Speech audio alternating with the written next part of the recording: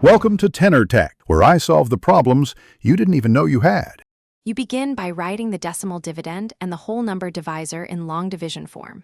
First action: if the divisor is not a whole number, move its decimal right to make it whole, and move the decimal in the dividend the same number of places. Once done, place the decimal point in the quotient directly above the decimal in the adjusted dividend, so your answer will line up. This step ensures you're really dividing by a whole number and sets up clean long division steps next. Now carry out the long division process just like with whole numbers. Start dividing from the leftmost digit. If you reach the decimal point in the dividend, remind yourself the quotient already has its decimal set. When digits run out, add zeros to the dividend to continue precise division. 3.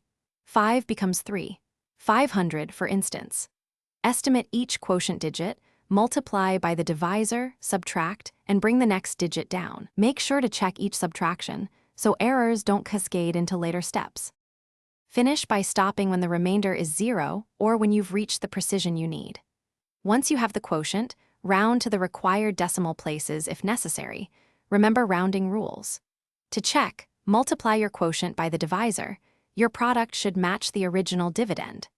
If the numbers don't match, realign decimals and redo the first few division steps slowly.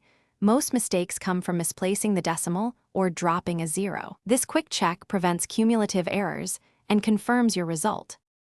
Thanks for watching. Subscribe to keep your life in tune.